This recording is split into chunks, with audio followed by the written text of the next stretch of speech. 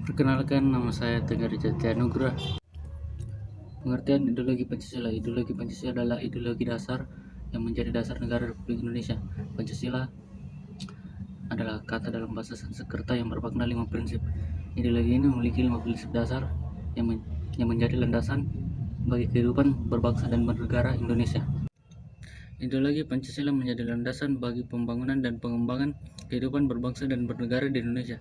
Hal ini tercermin dalam berbagai aspek kehidupan, termasuk dalam pembentukan undang-undang, kebijakan pemerintah, pendidikan nasional, dan aspek-aspek dalam masyarakat Indonesia. Nama saya Quinderdin Kadilova dan di sini saya akan menjelaskan tentang 5 asas Pancasila. Yang ketiga ada asas musyawarah mufakat. Asas musyawarah untuk mufakat, yaitu yang memperhatikan dan menghargai aspirasi seluruh rakyat melalui forum permusyawaratan, menghargai perbedaan, mengedepankan kepentingan rakyat, bangsa, dan negara. Lalu yang keempat ada asas keadilan sosial, yaitu bahwa setiap orang Indonesia berhak mendapat perlakuan adil dalam bidang hukum, politik, sosial, ekonomi, dan kebudayaan. Lalu yang terakhir ada asas ketuhanan yang Maha Esa, yaitu memberi pedoman pada masyarakat Indonesia agar menghormati kebebasan beragama dan menjalankan ibadah sesuai agama dan kepercayaan masing-masing. Yang pertama ada asas kebangsaan.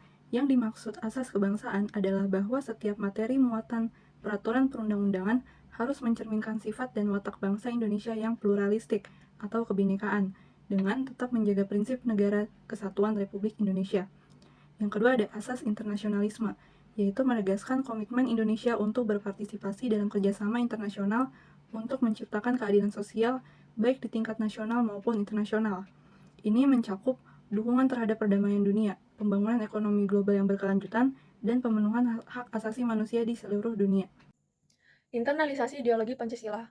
Pentingnya memahami dan menghayati nilai-nilai Pancasila dalam kehidupan sehari-hari. Yang pertama ada membangun kesadaran kepedulian sosial.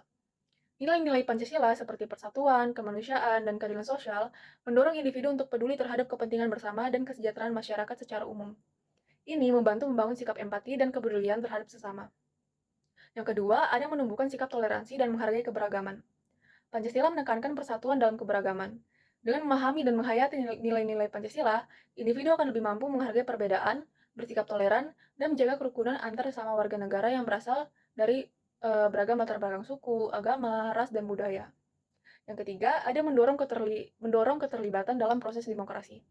Nilai Pancasila yang menekankan kerakyatan dan musyawarah dalam pengambilan keputusan mendorong partisipasi aktif dalam proses demokrasi. Dengan memahami prinsip-prinsip demokrasi Pancasila, individu dapat berkontribusi dalam pembentukan kebijakan publik dan menjaga integritas demokrasi. Yang keempat, ada membangun etika kerja dan tanggung jawab. Prinsip-prinsip Pancasila seperti kemanusiaan, keadilan, dan kerakyatan dapat menjadi pedoman dalam perilaku dan tindakan sehari-hari, termasuk di tempat kerja. Memahami nilai-nilai ini dapat membantu individu membangun etika kerja yang baik dan tanggung jawab terhadap tugas dan kewajiban mereka. Yang kelima, menanamkan rasa nasionalisme dan cinta tanah air. Pancasila memperkuat rasa cinta tanah air dan nasionalisme. Dengan memahami dan menghayati nilai-nilai Pancasila, individu akan lebih memahami pentingnya menjaga keutuhan dan kedaulatan negara Indonesia serta berkontribusi dalam pembangunan bangsa. Bismillahirrahmanirrahim. Assalamualaikum warahmatullahi wabarakatuh.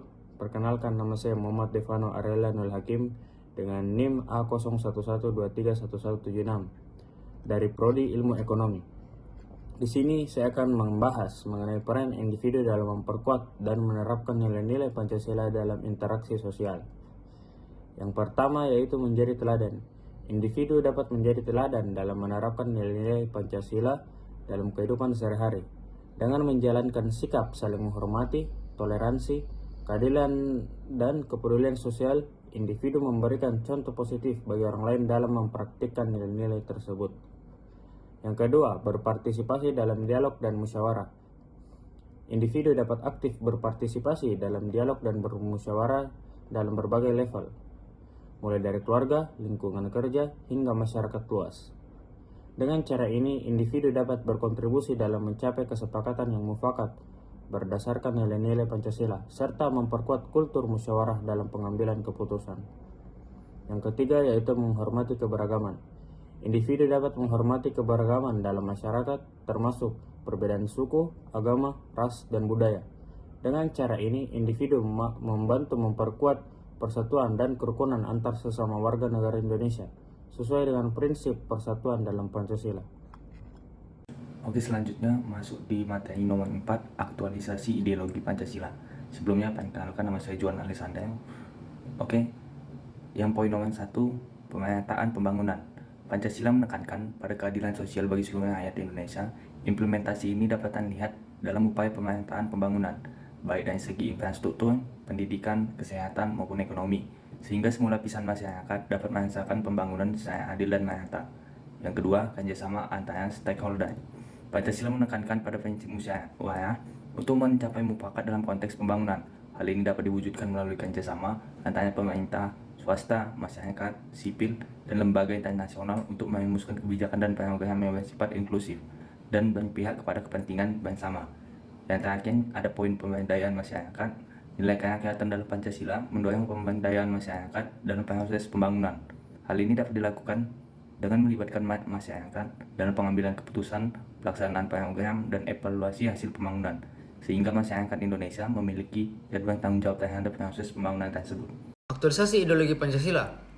Yang pertama, menjunjung tinggi Bhinneka Tunggal Ika, memperkuat persatuan dalam keberagaman adalah kunci untuk menjaga keutuhan negara. Masyarakat Indonesia perlu terus memupuk sikap saling menghormati dan toleransi antar suku, agama, ras, dan budaya. Yang kedua, menegakkan keadilan sosial. Mengatasi kesenjangan sosial dan ekonomi antara daerah-daerah di Indonesia merupakan langkah penting dalam menjaga keutuhan negara.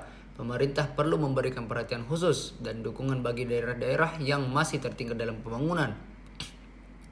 Yang ketiga, menghargai hak asasi manusia, menegakkan prinsip-prinsip demokrasi, keadilan, dan perlindungan hak asasi manusia untuk semua warga negara tanpa kecuali.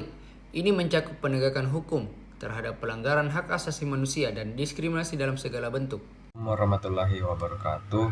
Perkenalkan, nama saya Anis Madagaskar dari Prodi Ilmu Kelautan. Oke, berdasarkan materi yang dibacakan barusan, kita dapat menarik kesimpulan bahwa pentingnya internalisasi dan aktualisasi ideologi Pancasila bagi keberlangsungan negara dan masyarakat Indonesia adalah bahwa Pancasila bukan hanya sekedar semboyan atau slogan, melainkan merupakan landasan moral dan filosofis yang mendasari kehidupan berbangsa dan bernegara dalam konteks Indonesia yang beragam. Pancasila memainkan peran yang sangat vital dalam mempersatukan masyarakat yang terdiri dari berbagai suku, agama, ras, dan budaya. Internalisasi dan aktualisasi ideologi Pancasila tidak hanya merupakan tugas individual, tetapi merupakan tanggung jawab bersama seluruh masyarakat Indonesia. Hanya dengan membangun kesadaran kolektif akan nilai-nilai Pancasila dan mengimplementasikannya dalam kehidupan sehari-hari, Indonesia dapat terus berkembang sebagai negara yang adil, demokratis, sejahtera, dan bermartabat. Sekian materi dari kelompok kami. Mohon maaf jika ada kekurangan atau salah kata. Saya pamit undur diri. Assalamualaikum warahmatullahi wabarakatuh.